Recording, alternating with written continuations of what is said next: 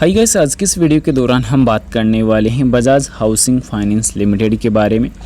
So guys, यहाँ पे अगर लास्ट सेशन पे अगर बात की जाए तो लास्ट सेशन पर नॉर्मल क्लोजिंग देखने को मिली थी, पर अभी यहाँ पे जो इंपॉर्टेंट डेटा देखने को मिल रहा है कि कल के सेशन के लिए क्या इंपॉर्टेंट रहेगा, साथ ही साथ सेबी द्वारा यहाँ पे जो राहत दिए जाने पर दोस्तों इस पर क्या रिकवरी कल के सेशन में देखने को मिलेगी, क्योंकि सेबी ने यहाँ पे सार्वजनिक शेयरधारिता नियम में ढील दिए जाने से बजाज हाउसिंग पर उनको कितनी राहत मिल सकती है, ये सबसे बड़ा सवाल है।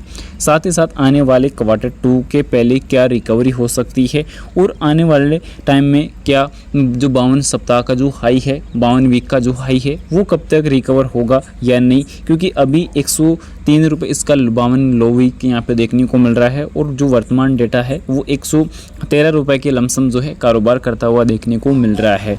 तो ये चीज़ कहीं ना कहीं काफ़ी इंपॉर्टेंट रहने वाली है, क्योंकि पिछले टाइम भी यही देखने को मिला था, यही खेल देखने को मिला था। क्योंकि अभी यहाँ पे पिछले 5 सेशन को अगर देखेंगे तो यहाँ पे जो एवरेज प्राइस है, जो एवरेज डेटा है, वो यही देखने को मिल रही है 113 से लेकर 111 पर। 1 मंथ की अगर बात की जाए तो 1 मंथ में भी वही एवरेज डेटा देखने को मिलेगा। 6 महीने की अगर बात की जाए तो करेक्शन नज़र आएगा। 1 ईयर की अगर बात की जाए तो करेक्शन नज़र आएगा।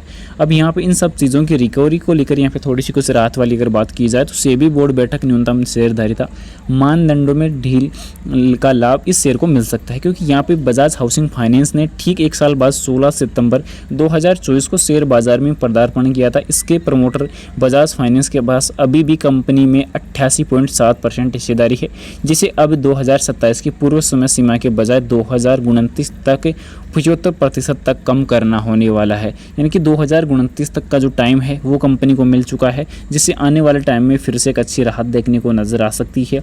और यहाँ पे देख सकते हैं कि बड़े गैर बैंक के ऋणदाता बजाज फाइनेंस लिमिटेड की सहायक कंपनी बजाज हाउसिंग लिमिटेड बाजार नियामक भारतीय प्रतिभूति यानी कि सेबी द्वारा न्यूनतम सार्वजनिक शेयरधारिता मानदंडों में डील का जो लाभार्थी बन सकती है, क्योंकि शुक्रवार को अपनी बोर्ड बैठक के समापन पर घोषणा की 50,000 करोड़ से 1 लाख करोड़ के बीच का बाजार पूंजीकरण वाली कंपनी लिस्टिंग के 5 साल के भीतर 25% न्यूनतम सार्वजनिक शेयरधारिता हासिल कर सकती है, जबकि पहले यह समय सीमा 3 साल थी। तो सेबी ने अपनी विज्ञप्ति में लिखा कि नए जारीकर्ता के सामने आने वाली कम सीमा के भीतर पर्याप्त इक्विटी डाइल्यूशन की करने की चुनौतियां उन सभी सूचीबद्ध संस्थाओं पर समान रूप से लागू होगी जिन्होंने अब तक MPS का पालन नहीं किया है, और प्रस्तावित समय सीमा को भी सूचीबद्ध संस्थाओं तक बढ़ाने से नियामक व्यवहार में एकरूपता और समानताएं सुनिश्चित होने वाली है। तो इसी अनुसार यहाँ पे बोर्ड ने भी सिफारिश की थी, तो इसमें टाइम जो है कंपनी को मिल चुका है। तो आने वाले टाइम के लिए ये फिर से जो प्रमोटर के तौर पर यहाँ पे कंपनी को फिर से एक अच्छी राहत देखने को मिलने वाली है,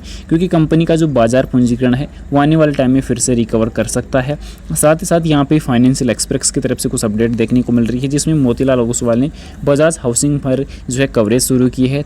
3 प्रमुख गेम चेंजर्स का यहाँ पे जो है कंपनी ने खुलासा किया है। तो क्या खुलासे रहने वाले हैं, तो इन सब चीज़ों को कवर करें।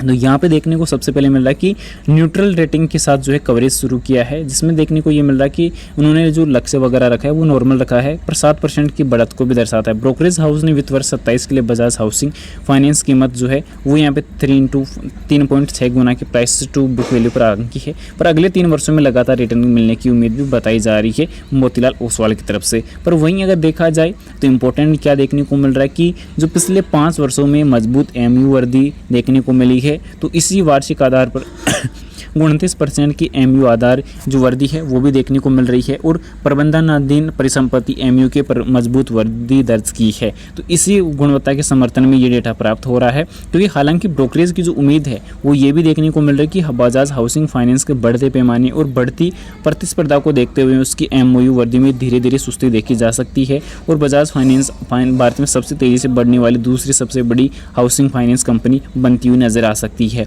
ये भी अपडेट साझा किया है। तो यहाँ पे चेक कर सकते हैं कि जो फाइनेंस पर जो विविध करती हाउसिंग फाइनेंस कंपनी बजाज देश की सबसे विविध करती फाइनेंस हाउस है, और यहाँ पे व्यापक मॉर्गेज उत्पाद प्रदान जो है करती है। तो इसी बेसिक पर यहाँ पे आने वाले टाइम के लिए इस पर भी काफ़ी बड़ा जो है यहाँ पे सटीक अपडेट साझा किया जा रहा है। तो ये इंपॉर्टेंट रहने वाला है। बाकी अगर यहाँ पे चेकआउट करें तो बाकी टेक्निकली डेटा में ये चीज़ें आने वाले टाइम के लिए फिर से रिकवरी जो है साबित कर सकती है। इसके पीछे का रीज़न है गोल्डन क्रॉसओवर। गोल्डन क्रॉसओवर आने वाले टाइम में अगर 50 दिन का मूविंग मूविंग एवरेज कुछ इस प्रकार आगे बढ़ता है और 200 दिन का मूविंग एवरेज अगर डाउन जाता है तो यहाँ पे गोल्डन क्रॉसओवर बनेगा और जैसे ही गोल्डन क्रॉसओवर बनेगा तो शेयर होल्डर्स के लिए एक अच्छी अपॉर्चुनिटी नजर आएगी, क्योंकि धीरे धीरे वॉल्यूम बढ़ रही है। साथ ही साथ यहाँ पे जो RSI इंडिकेटर है वो भी वापस ओवर सोल्ड जोन से रिकवर हो रहा है, तो ये चीज़ें अपॉर्चुनिटी के तौर पर काफ़ी बेहतरीन रहेगी।